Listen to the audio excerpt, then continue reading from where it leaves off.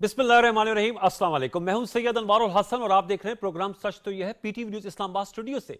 नाज़रीन, मुल्क की सियासत में इरताश पाया जाता है। कल 8 फरवरी आम इंतखाबात को 1 साल मुकम्मल होने जा रहे हैं। पाकिस्तान तहरीक इंसाफ एक दफा फिर एहतजाज करने जा रही है, जबकि दूसरी जानिब हुकूमत पाकिस्तान इसको यौम तामीर और तरक्की के तौर पर मना रही है। रवां हफ्ते बहुत सी पॉलिटिकल डेवलपमेंट्स हुई। गैर मुतवक्के तौर पर बानी चेयरमैन पीटीए इमरान खान साहब ने आर्मी चीफ को 6 नुकात पर मबनी ओपन लेटर लिख डाला।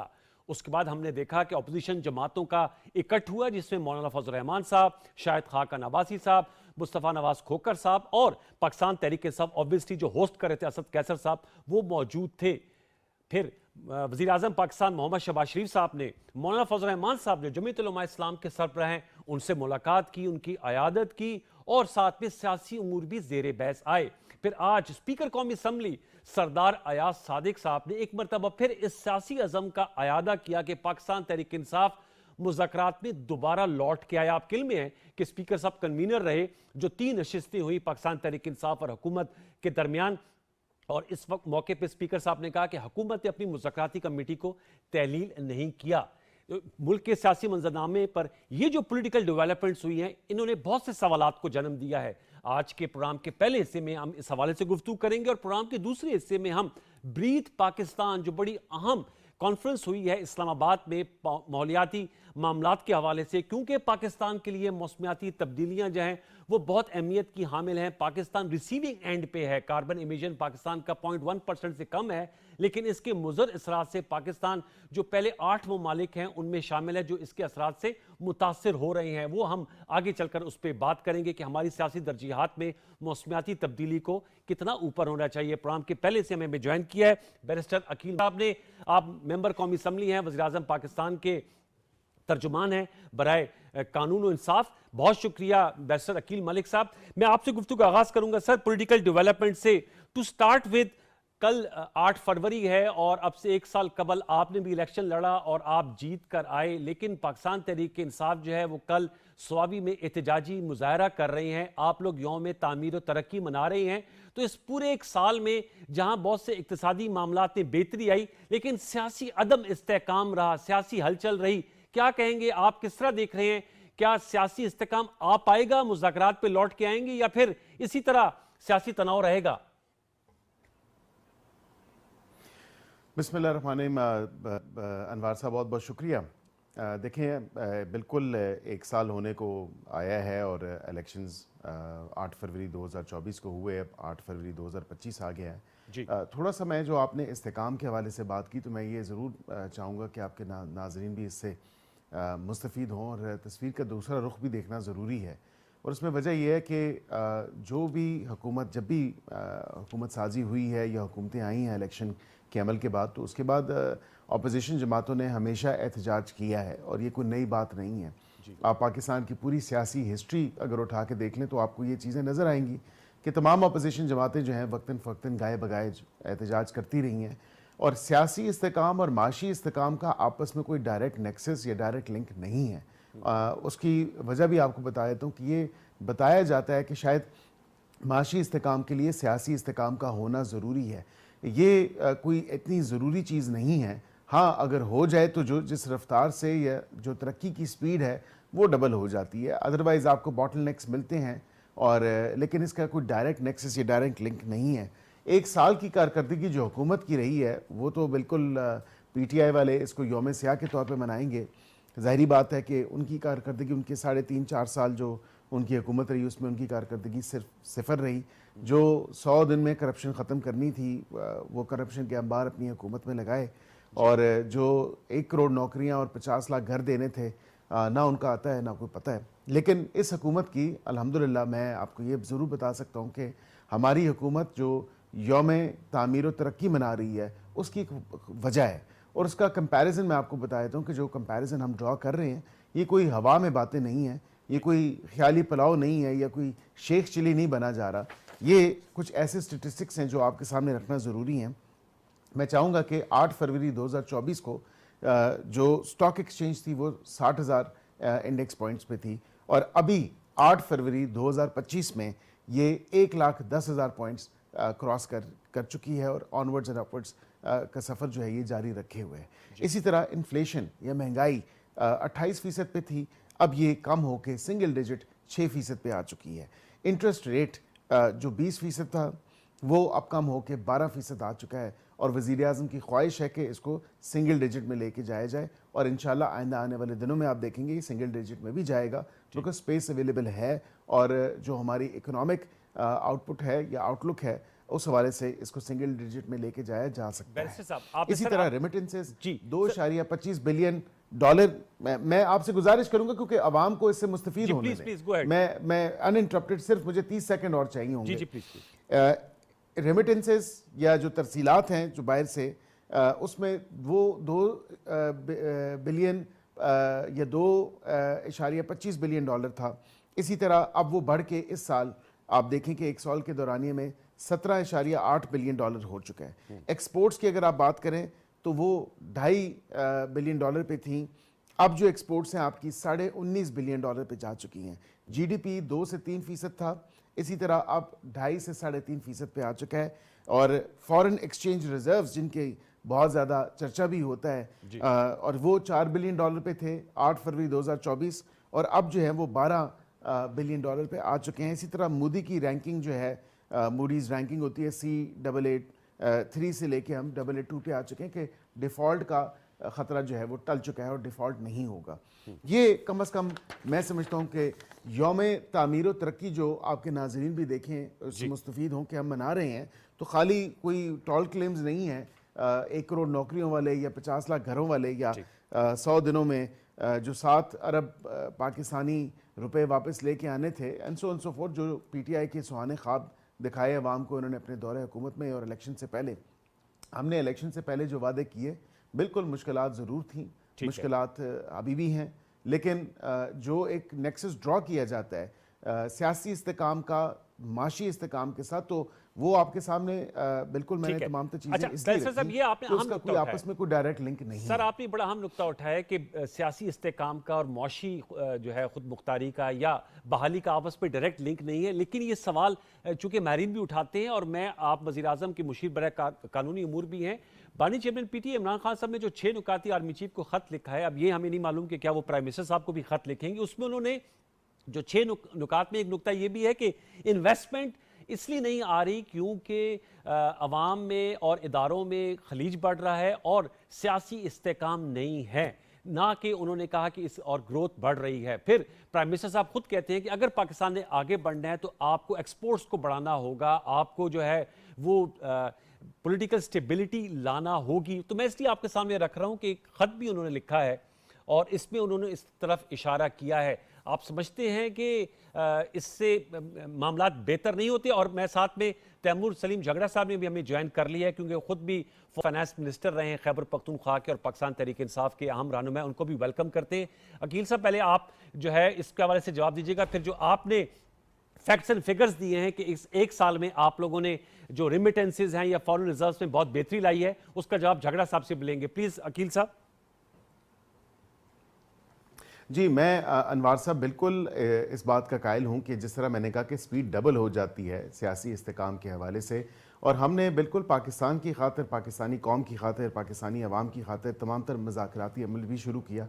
आज स्पीकर साहब ने भी ये कह दिया कि कमेटियाँ उन्होंने तहलील नहीं की, गो के हुकूमती साइड से और अपोजिशन साइड से उन्होंने कहा कि कमेटीज़ को तहलील कर दिया जाए, लेकिन स्पीकर साहब ने उन कमेटीज़ को तहलील नहीं किया। और ये एक जमहूरी सोच है, एक जमहूरी तर्ज है, जो जमहूरी तरीका है उसको कायम दायम रखते हुए, क्योंकि मज़ाकरात के अमल से हुकूमत तो पीछे नहीं हटी, मज़ाकराती अमल से हुकूमत तो नहीं भागी। अगर किसी ने राह फरार अख्तियार की तो वो बीच रास्ते 3-4 दिन पहले अनाउंस करके मीडिया के थ्रू कहा कि हम नहीं आएंगे। तो इस्तेकाम कौन नहीं दिलवाना चाह रहा पाकिस्तानी कौम को? सियासी इस्तेकाम कौन बज़िद है कि ना आए पाकिस्तान में और पाकिस्तान की तरक्की की स्पीड डबल हो जाए? तो कम अज़ कम ये पाकिस्तानी कौम और अवाम को भी देखने की ज़रूरत है कि कौन बज़िद हुआ हुआ है। और जो 6 नुकाती एक लेटर की आपने बात की, वो इंस्पिरेशन ड्रॉ करते हैं नेल्सन मंडेला से, वो इंस्पिरेशन ड्रॉ करते हैं मुजीबुर रहमान से, क्योंकि उनके भी 6 नुकाती एक लेटर था। पहले कहा गया ख़त इरसाल कर दिया गया, फिर जब इस पूरी ड्रामे का भांडा फूट गया और कौम और अवाम के सामने कोई ख़त मंजर यहाँ पे नहीं आ सका, तो फिर कहा नहीं वो ओपन लेटर है, और ओपन लेटर में वो तमाम तर 6 नुकात हैं, वो 6 नुकात जो इनके मुताबिक चार्जशीट है पाकिस्तान की सिपह सालार के ऊपर या हमारे ऊपर, हुकूमत के ऊपर, तो ये कम अज़ कम इनको देखना चाहिए कि उसमें असल जो पॉइंट है वो पॉलिसी शिफ्ट का पॉइंट है, और उसमें कोई पॉइंट नहीं है। उसमें खुला खुला हुकूमत से और इदारों से एक एनआरओ मांगा गया है और कहा गया है कि आप अपनी पॉलिसी खुदारा तब्दील करें, इस पे मैं चाहूंगा कि जरा बाहर निकालें, एग्जीक्यूटिव ऑर्डर के थ्रू निकालें, और दीगर चीजें जो है हमारे साथ रियायत वाला मामला करें, जो कि हो नहीं सकता, जो कि अदालतों में तमाम तर फैसले होने हैं। ये चाहते हैं कि किसी executive order with stroke of pen इनको बाहर निकाल दिया जाए, कोई नरमी आ जाए, ऐसा नहीं होगा। कम अज कम इनकी जो इन्होंने हरकत की हैं, जो जिन जुर्म के या जराइम के ये मुर्तकिब हुए हैं, उनका जो है वो करना पड़ेगा। मेरे साथ रहा रहेगा बैरिस्टर साहब। मैं चाहूंगा तैमूर सलीम झगड़ा साहब, बहुत नवाजिश, शुक्रिया। आपने गुफ्तगू सुन ली बैरिस्टर साहब की, क्या कहेंगे तैमूर झगड़ा साहब? और आपके आने से कबल वो बता रहे थे कि इस एक साल में हुकूमत ने रेमिटेंसेज में बेहतरी लाई है, महंगाई की शरह में कमी आई है, फॉरेन रिजर्व्स बेहतर हुए हैं, और जो इक्तिसादी मामलात हैं उनका उस तरह बराह रास्त लिंक नहीं होता पॉलिटिकल स्टेबिलिटी से। तैमूर झगड़ा साहब, प्लीज गो अहेड। आपने कहा कि क्या लगता है आपको? मुझे तो लगता है कि बैरिस्टर अकील साहब बड़े कंफ्यूज नजर आ रहे हैं। जी बात कीजिएगा जी। वो तो इनके तो फिगर्स भी कंफ्यूज हैं और इनकी तो बातें भी कंफ्यूज हैं। इन्होंने कुछ फिगर्स कोट किए, मैंने एक आध सुना जो आपने कहा कि रेमिटेंसेस कोई जो है वो 3 अरब से 17 अरब, ये तो इनके अपने ऑफिशियल फिगर्स नहीं है, गलत कागज दिया गया इनको। रेमिटेंसेस पाकिस्तान में 2 से 3 अरब तकरीबन माहवार आते हैं, और जब खान साहब जा रहे थे तो पहली बार तारीख में 3 अरब क्रॉस किए माहवार, और जब खान साहब गए तो उसके बाद वो कम होते तकरीबन 2.5 साल लगे कि वो वापस उस लेवल पे पहुंचे। अब इससे पहले एक शो पे मेरे साथ राना एहसान बैठे थे, हम महंगाई 40% से नीचे लाए। 40% पे लेके कौन गया था? ये जो 2 साल में लोगों की कुव्वत खरीद जो है वो तबाह हुई है, तो उसका कौन जिम्मेदार होगा? और इसको मैं चैलेंज करता हूं अनवार साहब, आप जाके वरना टीवी पे कह दें कि जी हमारी पीटीवी में तनख्वाहें बड़ी अच्छी हैं क्योंकि हुकूमत बड़ा अच्छा करे, अगर आप मुतमईन है, और कह दें कि हमारी अगली 3-4 साल तनख्वाहें ना बढ़ाएं क्योंकि बड़ा जबरदस्त जो है वो इन्होंने इकोनॉमी चेंज कर दी है, अगर आप ये कह देंगे तो शायद मैं मान भी। और जहां तक बाकी बात है, एक मैं कहता हूं खुदा के लिए ये अवाम का नाम ना लें, कल 8 फरवरी है, अकील साहब आप बेनिफिशरी हैं, आपके 90% साथी बेनिफिशरी हैं, अवाम के लिए कर रहे हैं, अवाम दोस्त, अवाम के लिए। वही अवाम को तो आपने अपनी राय ही नहीं जो है वो ले देने दी। किसी ने बॉल पॉइंट का पेन लेके 100 को 1 बना दिया और 1 को 1000 बना दिया, और नवाज शरीफ एमएनए हो गए और मेरे से जो है वो कोई 1600 वोट वाला सीट जीत गया। उसके बाद कहते हैं एहतजाज नहीं करना। कोर्ट में कोई इंसाफ देता है, कहता नहीं इसने इंसाफ नहीं देना, लाहौर से जो है वो इस्लामाबाद जज लाते हैं। अनवार और हसन साहब जो है वो छोटी मोटी बात भी कर दे, पीका एक्ट है। मतलब आप इस मुल्क को क्या बना रहे हैं? आपने एक मजाक बना दिया। चले, ये मुझे बड़ी खुशी हुई कि ये मानते हुए कि मुल्क में सियासी इस्तेकाम बिल्कुल भी नहीं है, इनको ये नया मंत्रा जो है वो कहना पड़ा है कि सियासी इस्तेकाम और माशी इस्तेकाम का कोई ताल्लुक नहीं है। सियासी इस्तेकाम तो है ही नहीं, और मईशत जो अच्छी होती है ना, तो वहां पे आप क्या नाम था वो बीच, जेंट्री बीच, जी जेंट्री बीच जैसे लोग ला के सरकारी प्रेस कॉन्फ्रेंसेस में बिठा के सियासी बयानात नहीं दिलवाते। वरना बता दें जेंट्री बीच की कौन कौन सी इन्वेस्टमेंट्स है और कौन कौन सी कंपनीज वो ला रहा है, बता दें, पता चल जाएगा। अच्छा, ये वो मैं पूछ सकता हूं बैरिस्टर अकील साहब से, मुझे बताया कि जो कल आप स्वाबी में जलसा कर रहे हैं तो कोई रोड मैप देंगे? और वैसे पीके एक्ट के हवाले से मैं बताता चलूं रिकॉर्ड की दुरुस्ती के लिए कि इन्होंने कानून में तरमीम की है, और ये कानून 2016 में बैरिस्टर अकील साहब की जमात लाई थी, लेकिन आप लोगों ने, फवाद चौधरी साहब जब वजीर इत्तलात थे तो इसमें भी ऑर्डिनेंस लेकर आना चाह रहे थे। तो सर वो कंटिन्यूटी रहती है, उसमें कंटिन्यूटी है वैसे। लेकिन तैमूर भाई ये बताएगा कल क्या कोई रोड मैप भी देंगे या सिर्फ जलसा होगा स्वाबी का? जलसा होगा, पूरे पाकिस्तान में लोग आवाज भी उठाएंगे, पुरअमन उठाएंगे, अपने आईनी और कानूनी हक के लिए उठाएंगे, आपके लिए भी उठाएंगे कि आपको ये कहना पड़ता है जैसे कि 2016 में हुआ, 18 में हुआ, अपने लिए भी उठाएंगे, पाकिस्तान के अवाम के लिए भी उठाएंगे, अकील साहब के लिए भी उठाएंगे कि ये भी आजाद हो, कि इनको ये सब कुछ ना कहना पड़े क्योंकि इनसे जबरदस्ती कहलवाया जा रहा है। नहीं है एक बार जब वजीर आप आजम के शरीफ मुशीर के भाईजान, ये अकील साहब ही बता सकेंगे, वजीर आजम के मुशीर है शहबाज सर, शरीफ जैसे के आप लिए भी पार्टी की उठाएंगे तर्जुमानी कर रहे हैं। कि शहबाज शरीफ को भी आजाद करो। अच्छा, देखिए इससे ज्यादा तो वाकई जो है, चले ग्रेड 4 नहीं, मैं कहता हूं कि ग्रेड 17-18 के मुलाजिम के साथ ज्यादा इख्तियार होता है, ग्रेड 22 के मुलाजिम के साथ तो कहीं कहीं बहुत ज्यादा इख्तियार होता है। लेकिन सब लिए उठाएंगे क्योंकि हम ये नहीं चाहते कि दोबारा ये काम पाकिस्तान में हो कि हम ये कहें कि जी इख्तियार किसी और के पास था, काम गलत किसी और ने किया। हमने कुछ काम गलत किए, एक बार किए, इनकी जमात ने तो 7-7 बार की है। ठीक है, पीपल्स पार्टी तो 1958 से कर रही है। और दूसरा सर ये सबको बता आजाद दीजिएगा, जो करेंगे। अकील साहब से फिर मैं जवाब लूंगा, खत जो लिखा है सर, वो उन्होंने कहा कि ये सीधा सीधा एनआरओ है कि आप अपनी पॉलिसी पे नजरसानी करें, तो ये खत जो लिखा गया है ये भी तो आपकी जो स्टैंड है, जो बयानिया है, उससे बिल्कुल 360 डिग्री के एंगल से पलटा मारा है तैमूर भाई। वैसे यार 360 डिग्री जो होता है वो सेम डायरेक्शन होती है, यानी कि बिल्कुल सीधे डायरेक्शन। 180 कर ले, 180 कर ले फिर। नहीं 180 तो बिल्कुल भी नहीं है। ये जो आपने पहली बात की थी ये ठीक है। देखिए एक एक्स प्राइम मिनिस्टर है, ठीक है, एक आर्मी चीफ को खत लिख रहे हैं, ये इमरान खान की जुर्रत है, ये इमरान खान की डिफायंस है कि नाजायज जेल में होते हुए उन्होंने कभी अपनी आवाज बंद नहीं की। और एक सिंपल सा मैसेज है कि इस पूरे पाकिस्तान की आर्मी है, जिस तरीके से इस पाकिस्तान में ना सियासतदान पवित्र हो सकता है, अनटचेबल हो सकता है, ठीक, ना जो है वो कोई और इदारा हो सकता है। वी हैव द राइट कि हम अपने सारे इंस्टीट्यूशंस के बारे में मुस्बत बात करें, और जो पाकिस्तान को इंटरनल सिक्योरिटी चैलेंजेस है उसके लिए आर्मी को 100% सपोर्ट चाहिए अवाम का। ओके, हम चाहते हैं कि वो उनको मिले, और उसके लिए आर्मी का कॉन्स्टिट्यूशनल रोल प्ले करना जो है वो जरूरी है। आई होप मैंने कोई गलत बात नहीं की, मेरे पीका एक्ट की कॉन्ट्रवेंशन की कोई इरादा नहीं है। ये तो बैशर साहब ही बता सकेंगे क्योंकि बैशर साहब वकील भी है। बैशर अकील साहब बहुत से नुकात उठाए हैं तैमूर सलीम झगड़ा साहब ने, बताइएगा। वो कह रहे हैं आपको भी आज़ादी की मुतमन्नी है, आप आज़ाद हैं, ये तो तैमूर साहब कह रहे थे, सवाल उठा रहे थे। देखें अनवार साहब, मैं ये ज़रूर कहूँगा कि अल्हम्दुलिल्लाह हम आज़ाद हैं, वज़ीर आज़म भी आज़ाद हैं, हम बिल्कुल आज़ादाना फ़ैसले कर रहे हैं, करते आए हैं, करते रहेंगे, इसमें कोई ऐसी दो बात नहीं है। बिल्कुल जो जिस किस्म की मंजर कशी मेरे भाई तैमूर झगड़ा साहब ने करने की कोशिश की, इससे बरक्स तमाम तर मामलात हैं। और अगर वाक़तन इदारे डेफिनेटली हुकूमत वक्त के साथ होते हैं, अब इसकी तो तकलीफ़ नहीं होनी चाहिए। मैं समझता हूँ कि जब ये हुकूमत में थे और इनके पास जो है इदारे, इनकी और स्टेट करती है सपोर्ट, इसमें कोई दो राय नहीं है। ये दुनिया पूरी में होता है, कोई पाकिस्तान में अनोखा काम नहीं है।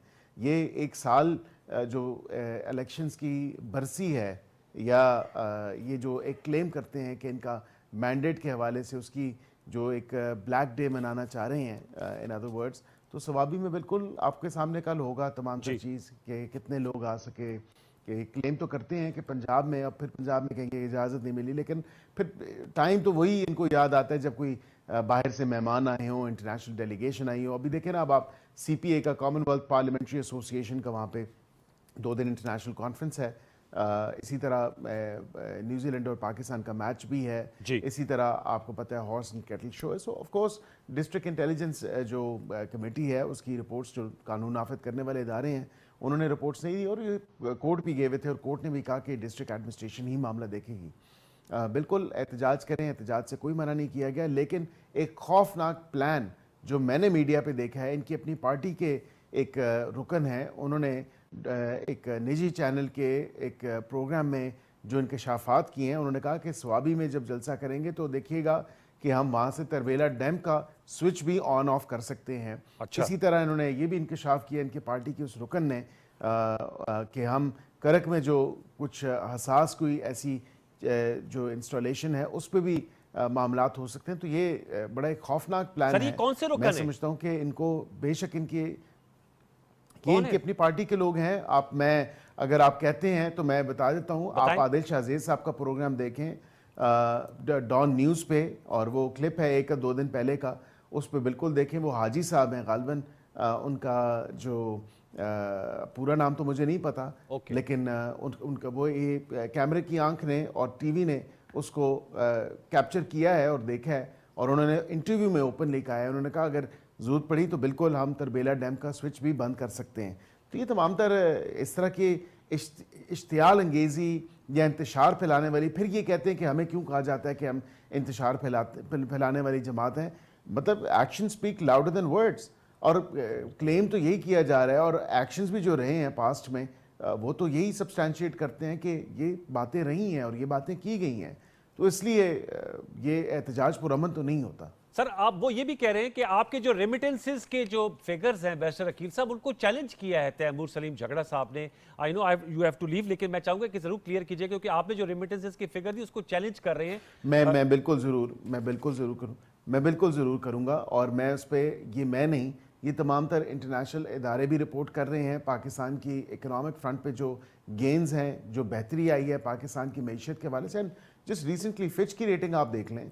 मतलब आई एम नो इकोनॉमिस्ट, लेकिन मेरे भाई तो ज़रूर हैं, वो मेरे से ज़्यादा बेहतर इकोनॉमी को भी समझते हैं तैमूर झगड़ा साहब, और बिल्कुल वो इसको बेहतर तरीके से जानते हैं। लेकिन जो एक स्टेटेड पोजीशन है, जो ऑफिशियल फिगर है, वो मैं आपको कंपैरेटिवली भी बता देता हूँ। जी प्लीज। जो रेमिटेंसेस के ऊपर डिस्पाइट देयर कॉल, जो उन्होंने ये भी कहा था कि जी आप तरसीलात बेचना बंद कर दें, ओवरसीज पाकिस्तानीज़ को जो कॉल थी मानिए पीटीआई की तरफ से या इनकी पार्टी की तरफ से, और लोगों ने, बल्कि एक आर्टिकल अभी रिसेंटली न्यूज़पेपर में डॉन में ही आया, उसमें उन्होंने कहा कि मुझे कहा गया, जब मैंने सुना, मैं पीटीआई के सपोर्टर था, लेकिन मैं अपने मुल्क को नुकसान क्यों पहुंचाऊं, मैंने उससे ज़्यादा और डबल अमाउंट में भेजने शुरू कर दिए। बहरीन से एक overseas Pakistani, I am sure कि तैमूर झगड़ा साहब की नज़र से भी गुजरा होगा कि लोगों ने किस तरह जो है तमाम तर मामला उसके ऊपर कॉल, इस जो तरसीलात ना भेजने की कॉल थी, या गो स्लो वाली कॉल थी, या बॉयकॉट वाली कॉल थी,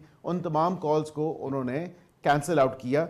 और ये रेमिटेंसेस $2.25 बिलियन से $17.8 बिलियन पे पहुंच चुकी हैं। I am again I know economist, मैं कोई मैशत में महारत नहीं रखता, लेकिन ये वो फिगर्स हैं जो स्टेट बैंक ऑफ पाकिस्तान भी रिपोर्ट कर रहा है। और सर लास्ट में आपको चलते चलते आपने जो नाम लिया था वो मैं चेक किया, हाजी फजल इलाही साहब हैं, एमपी हैं तहरीक इंसाफ के, जिन्होंने ये बात की है। जी हाजी फजल इलाही साहब जी हैं। जी बैरिस्टर अकील साहब, चूंकि आपने ये बात की है, मैं चाहूंगा आप अपने चैनल पे भी, अपने प्रोग्राम में भी चलाएं। ठीक है, बल्कि मैं इनसे पूछ भी लेता हूं। तैमूर सलीम झगड़ा साहब, सर ये हाजी फजल इलाही साहब की बात की वो बात कर रहे हैं जिसपे उन्होंने कहा है बाकायदा कि हम तरबेला डैम का बटन ऑफ कर देंगे और करक से बाकी मुल्क को गैस की सप्लाई बंद कर देंगे, करक को, मेरे साथ वाला जिला है कोहाट के साथ। और दूसरा रेमिटेंसेस की फिगर पे स्टैंड करते हैं झगड़ा साहब, बैरिस्टर साहब कह रहे 2 अरब से 17 अरब रेमिटेंसेस हो गए। कौन से टाइम पीरियड पे? मैं यही कह रहा हूं ना, किसी ना एंड सेक्रेटरी ने ये 2 अरब से स्टेट बैंक है सर, सेक्रेटरी नहीं है, स्टेट बैंक की फिगर कोट करें, वो तो ऑटोनोमस है ना, आप लोग ऑटोनोमस कर गए थे ना। देखें पाकिस्तान के रेमिटेंसेस के figures over the last few years, ठीक है, $25 अरब साल और तकरीबन 30 से 32 अरब डॉलर साल के दरमियान रहे। ओके, ठीक है, ये औसतन किसी भी महीने में कम से कम मेरे ख्याल में 1.7 अरब, ज्यादा से ज्यादा 3.1, 3.2 अरब। जो इनके दो फिगर्स हैं ये एक दूसरे से मैच ही नहीं करते। चले सर, पॉइंट टेकन, आपका भी नुक्ता आ गया, उनका भी आ गया। अब हाजी फजल इलाही पर आ जाइए। तो ठीक है सर, अब ये तो वरना फिर ऑन गोइंग डिबेट हो जाएगी। हाजी फजल इलाही के रिमार्क्स पे आपकी क्या राय सर? असल में ये है कि आदिल शाहजेब के प्रोग्राम पे किसी का पता नहीं चलता ना, तो उस पर मैं क्या कमेंट करूं। ओके, अच्छा अब ये जरा मुझे बताएगा सर कि आपकी ज़रूरत है तैमूर सलीम झगड़ा साहब प्रोविजनल प्रेसिडेंट जुनैद अकबर साहब बने हैं, और जुनैद अकबर साहब के आने के बाद ये पहला टेस्ट केस है जो कल उनका जलसा होने जा रहा है। आपसे मैं जानना चाहूँगा, आप समझते हैं कि आप लोगों का अपना टेस्ट केस है क्योंकि नई लीडरशिप आई है खैबर पख्तूनख्वा में और आपने वो दावा ये कर रहे हैं कि ये खैबर पख्तूनख्वा की तारीख का सबसे बड़ा जलसा होगा। तैमूर झगड़ा साहब। मेरे ख्याल में ये टेस्ट केस नहीं है। मेरे ख्याल में जुनेद को जो थोड़ा बहुत मैं जानता हूं, वो एक नजरियाती जज्बाती, जो अपने जज्बात, अपने एहसासात और अपनी जुबान जो है वो बिल्कुल इन सिंक रखते हैं, झूठ बिल्कुल नहीं बोलते, एक ऑनेस्ट मिडिल क्लास पॉलिटिशियन है। अच्छा। और ये जगह किसी और जमात में किसी और को नहीं मिल सकती। और मैं ये सारा कुछ इसलिए कह रहा हूँ, आई एम श्योर कि इंशाल्लाह जुनेद जो है वो एज प्रोविंशियल प्रेसिडेंट कामयाब होंगे। हम सबको उनको कामयाब करना है, जैसे हमने अपनी हुकूमत को कामयाब करना है। हमारे लिए जो टेस्ट केस है जी, वो सिर्फ ये देखिए, ऑनेस्टली मैं दिल से बात कर रहा हूँ, हमारे लिए टेस्ट केस ये है कि ये जो पूरा इम्तिहान है ये खत्म हो, ये खत्म होगा, इसमें कोई शक नहीं। ओके। आज खत्म हो, महीने में खत्म हो, कुछ ज्यादा टाइम में खत्म हो, खत्म ये होगा कि उसके बाद हम वो अपॉर्चुनिटी कैसे बनाए कि ये जो सारा ये दिन रात बयानबाजी करते हैं, लेकिन पूरे पाकिस्तान को पता है कि पाकिस्तान डूब रहा है, सियासी तौर पे भी डूब रहा है, माशी तौर पे भी डूब रहा है। आम इंसान की जिंदगी जो है वो फाइनेंशियली भी तबाह हो गई है और उसको अपनी आवाज से अपना गिला करने के लिए भी नहीं जो है वो छोड़ा जा रहा कि इसको हम एक मुल्क, एक कौम और एक वाइब्रेंट इकोनॉमी कैसे बनाएंगे। ये आसान नहीं है। ये बड़ा अहम नुकता जैसे उठाया आपने कहा, ये सर, ये तो आम नुकता उठाया आपने कहा सियासी तौर पे इस मुल्क को डूबने से बचाना है। तो जो सर मुज़ाकराती अमल है, देखें अगर आप एहतजाज भी करते हैं, आपका डेमोक्रेटिक राइट है, जलसा करें, आप नहीं समझते कि बैक दोबारा से उस पर एहतजाज पे जाना के बजाय मुज़ाकरात की तरफ बढ़ना चाहिए? स्पीकर साहब की तरफ से आज फिर बात आई है, तो झगड़ा साहब मामला तो मुज़ाकरात से ही निकलेगा ना कोई फैसला जो है या वे फॉरवर्ड जो है। एहतजाज तो आप साथ करते जाए, अब तो नया मंत्रा यही है, talk talk and fight fight. देखिए वो है, और चैलेंज रिवायती सियासतदानों में और एक्चुअली जो प्रो चेंज सियासतदान है उनमें। अगर मैं पीपल्स पार्टी में होता, मैं आपको प्रैक्टिकल मिसाल देता जी जी, तो फिलहाल सारी चीजों से पहले सोचता मैंने 26वीं आईनी तरमीम जो है वो सपोर्ट करनी है या नहीं। पीपल्स पार्टी की डीएनए आपको कहीं नहीं कहती कि पीपल्स पार्टी कभी ऐसी चीज कर सकती है। उन्होंने 2-2 सेकंड में की।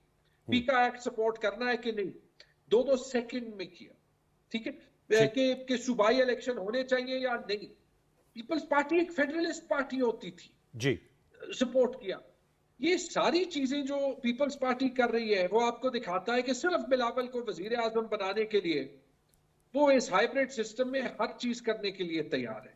मैं पीएमएलएन में भी होता, मुश्किल होता, नवाज शरीफ, आप जो भी माने, नवाज शरीफ को 3 बार 4 बार सिस्टम से इन आउट किया गया है। Okay, I am no love lost for Nawaz Sharif, लेकिन अगर वो वाकई एक डेमोक्रेट होते, एक जमहूर पसंद होते, ठीक, तो कहते कि मेरे लिए जितना भी कड़वा झूठ है, मैं अभी निजाम की तब्दीली चाहता हूं तो मैं मुज़ाकरात उस बेसिस पे ऑर्डर करता हूं।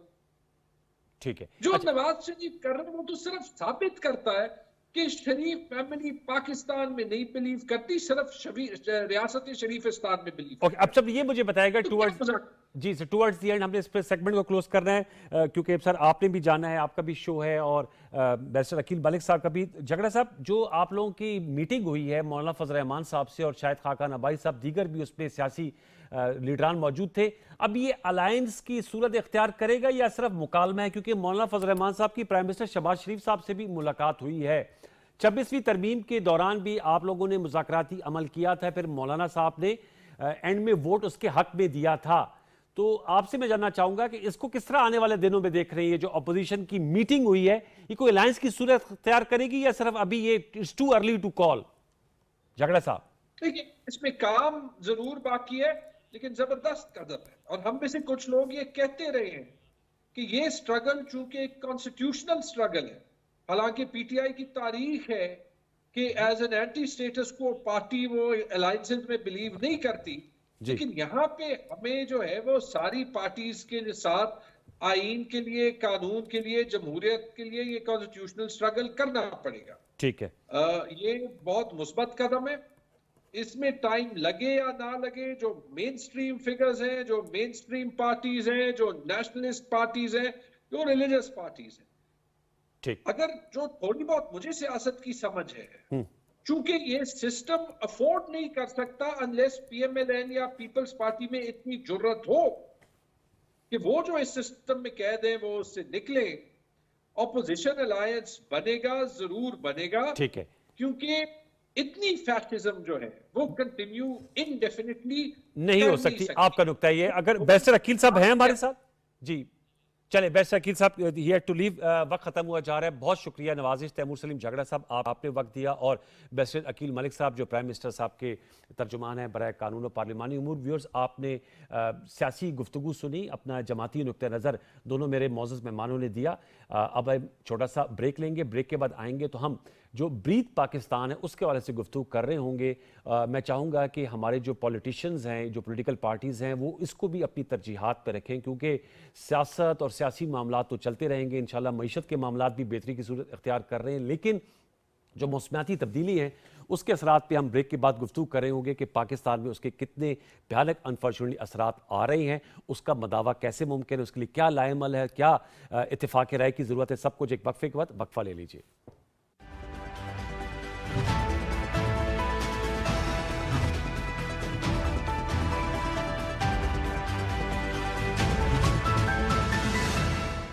वज़ीर आला पंजाब मरियम नवाज शरीफ के विजन के मुताबिक अपनी छत अपना घर प्रोग्राम से ताबीर हुआ आपके अपने घर का ख्वाब। कम आमदन वाले खानदानों में अब तक 11 बिलियन मालियत के कर्जाजात तकसीम किए जा चुके हैं। 12,050 घरानों को पहली जबकि 3,500 से ज्यादा को दूसरी किस्त की अदायगी कर दी गई है। 6,500 घर जेर तामीर। अगर आप अपनी छत अपना प्रोग्राम से मुस्तफीद होना चाहते हैं तो आज ही ऑनलाइन पोर्टल विजिट करें या टोल फ्री नंबर पर राब्ता करें। आओ मिलकर ये ख्वाब सजाएं, मकान नहीं घर बनाएं। हुकूमत पंजाब, दुरुस्त हर वक्त बर वक्त।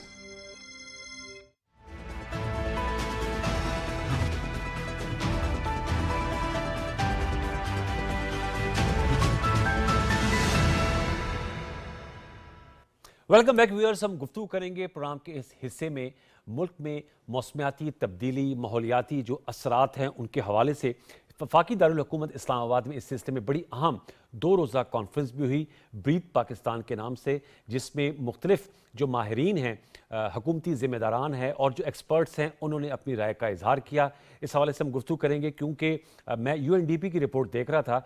पाकिस्तान दुनिया भर में माहौल में आलूदगी फैलाने वाले मुल्कों की फहरिस्त में 135वें नंबर पे हैं, यानी कि काफ़ी नीचे है। लेकिन जो इस माहौलियाती आलूदगी की वजह से मुतासरा ममालिक की फहरिस्त है उसमें 8वें नंबर पे है। तो कैसे पाकिस्तान जो कम कंट्रीब्यूटर है और ज़्यादा इसका विक्टिम है, इस चीज़ से हम कैसे अपने आप को बाहर निकाल सकते हैं, इस पर बहुत ज़्यादा गुफ्तगू भी होती है। क्या क्लाइमेट चेंज के हवाले से कोई एक्शन जो है वक्त की अहम तरीन ज़रूरत है, और उसके लिए हमें इस्लामाबाद स्टूडियोज़ में ज्वाइन किया है बहुत ही पर्टिनेंट शख्स हैं, और आज जो इस कॉन्फ्रेंस पे इन्होंने अपना कलीदी खिताब भी किया। साबिक वफाकी वज़ीर बराए मौसमियाती तब्दीली मलिक अमीन असलम साहब, बहुत शुक्रिया प्रोग्राम सच के लिए वक्त देने के हवाले से।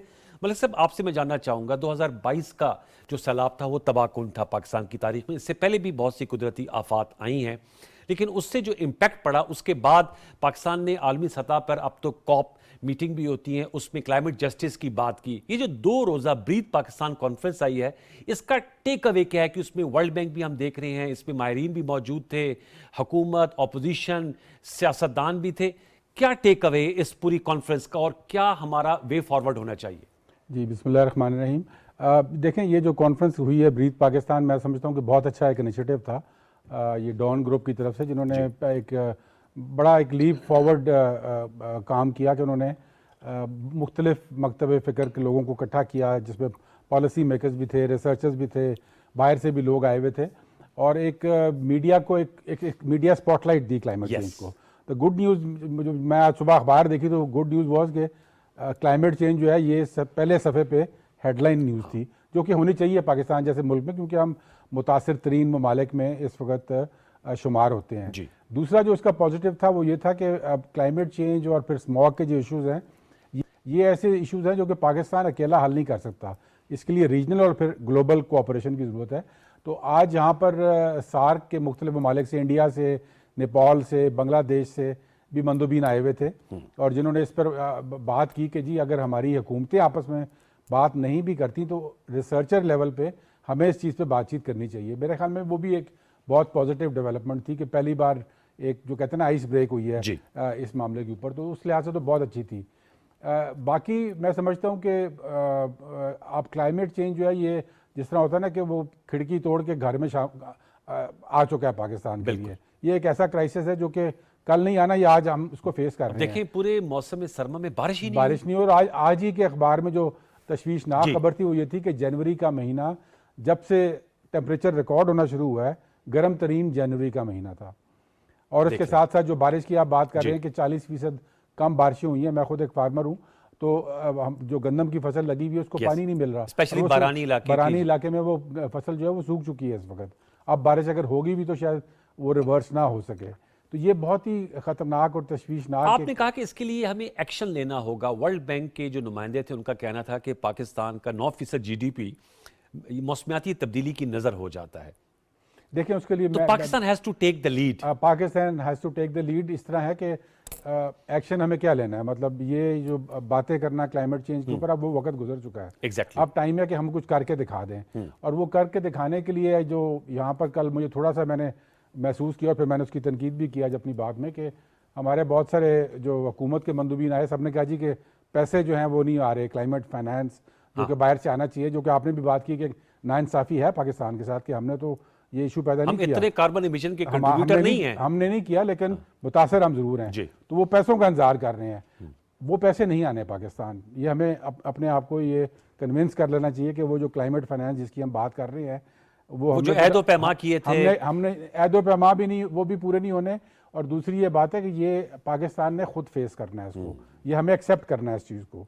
देखिए जब मैं गवर्नमेंट में था तो उस वक्त हमारी हुकूमत ने ये कोशिश की कि बाहर के पैसे का इंतज़ार ना करें, खुद कुछ करके दिखा दें। हमने वो 10 बिलियन ट्री का मंसूबा किया, लिविंग इंडस का एक प्रोजेक्ट किया, रिचार्ज पाकिस्तान है वो किया, प्रोटेक्टेड एरिया इनिशिएटिव, बहुत सारे ये इनिशिएटिव्स थे, ये स्टार्ट किए अपने पैसों के साथ। जब अपने पैसों के साथ स्टार्ट किए तो फिर क्लाइमेट फाइनेंस जिसकी हम ख्वाब देखते रहते हैं वो तब आई जब हमने अपना एक्शन स्टार्ट किया, अपनी प्रायोरिटी को सेट करके अपना एक्शन स्टार्ट किया, तो फिर वो पैसा भी आ गया। अगर हम उस पैसे के इंतजार में बैठे रहते तो कुछ भी नहीं होना था। आज मैंने भी यही बात की यहाँ पे कि क्लाइमेट फाइनेंस जो है ये फॉलो करता है क्लाइमेट एक्शन को, तो वो क्लाइमेट एक्शन तो हमने अपनी प्रायोरिटी खुद देख के it will be followed by the climate. और आप समझते हैं इस इशू पे बाय पार्टीजन सपोर्ट होनी चाहिए? बिल्कुल होनी चाहिए, और मैं समझता हूँ कि ये एक ऐसा इशू है जिसपे सियासत नहीं होनी चाहिए। ये सियासत से बालातर होना चाहिए कि किसी की भी हुकूमत आ जाए, नून की आ जाए, PTI की आ जाए, पीपल्स पार्टी की आ जाए, सबको इसके ऊपर कंसिस्टेंसी के साथ काम करना है, क्योंकि ये शॉर्ट टर्म इशू भी नहीं है। ये ऐसा इशू नहीं है कि 2 साल में आप कर लेंगे और ख़त्म हो जाएगा।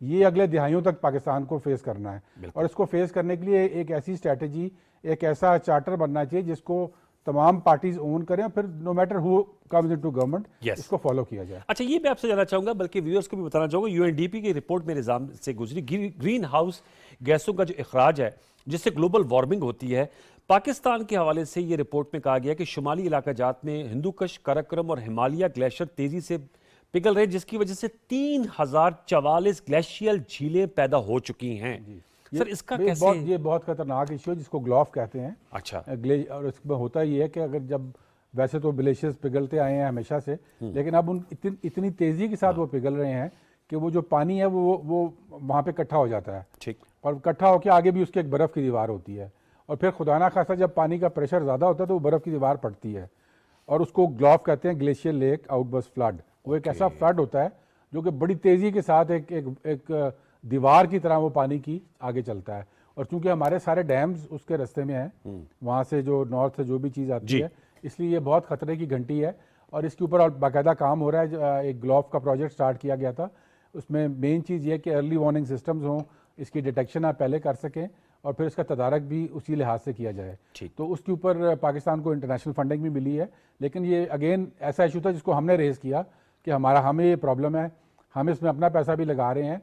जब हमने काम शुरू किया तो फिर बाहर से भी फंडिंग आ गई। तो जिस तरह मैंने आपको कहा कि ये मॉडल है, और इसमें हमें ज़रूरी है कि जो आपने बात की कि हमने ऐसी ज़्यादातर जो क्लाइमेट चेंज जब आपको स्ट्राइक करता है किसी भी मुल्क को, तो सबसे बड़ी जो चीज़ इफेक्ट होती है वो इंफ्रास्ट्रक्चर है आपका।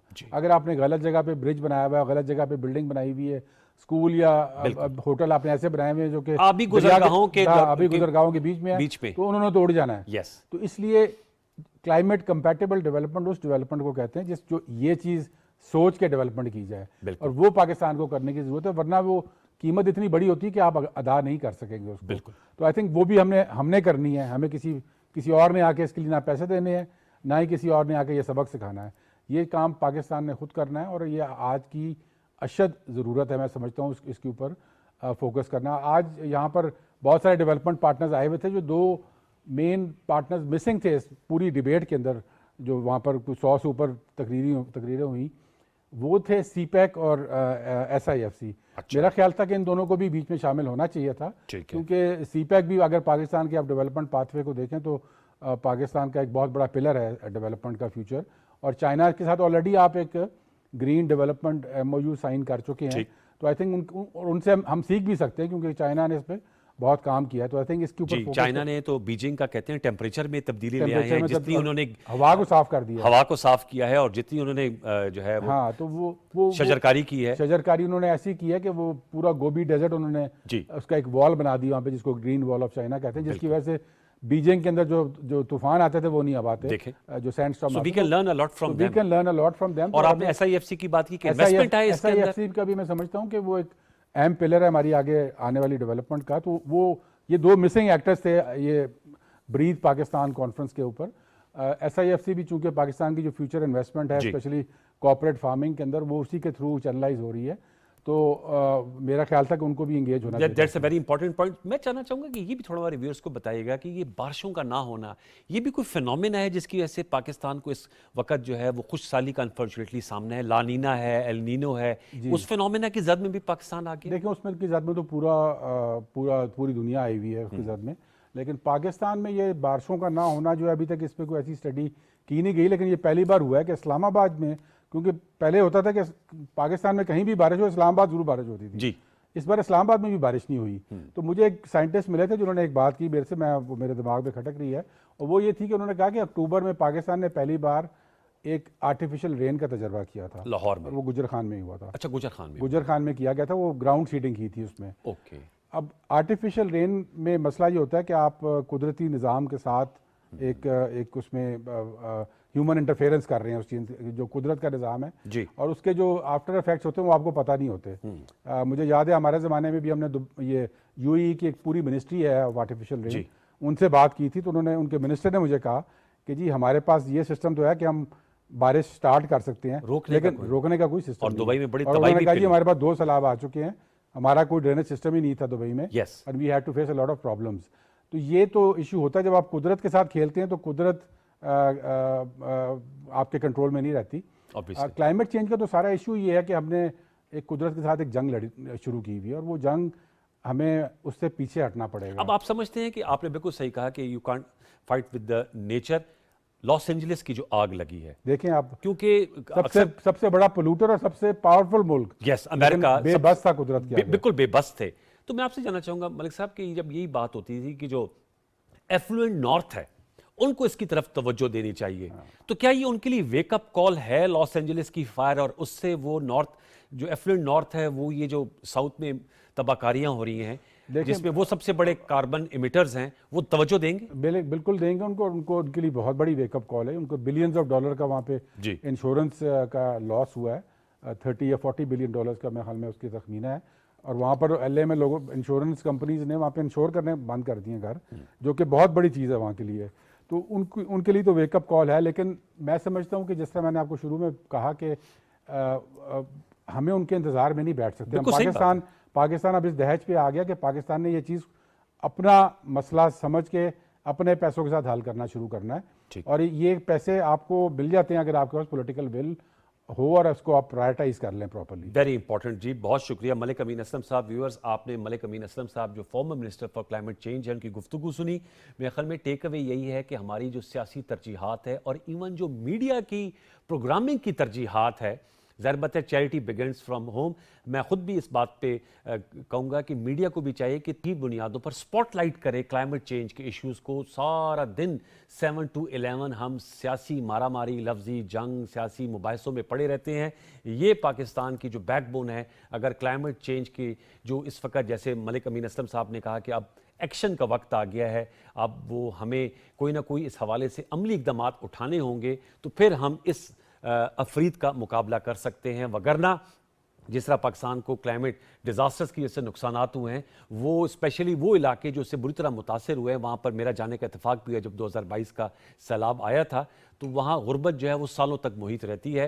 It's a good initiative breathe Pakistan, और हम इस हवाले से इन मौज़ूआत को अपने प्रोग्राम कल प्लेटफॉर्म से उठाएंगे। प्रोग्राम सच में नशिस्त कैसी लगी अपना फीडबैक दीजिएगा। कल तक के लिए सैयद अनवारुल हसन और सच के प्रोडक्शन टीम को इजाज़त दीजिए। अपना बहुत सा ख्याल रखिए। अल्लाह ने के बाद।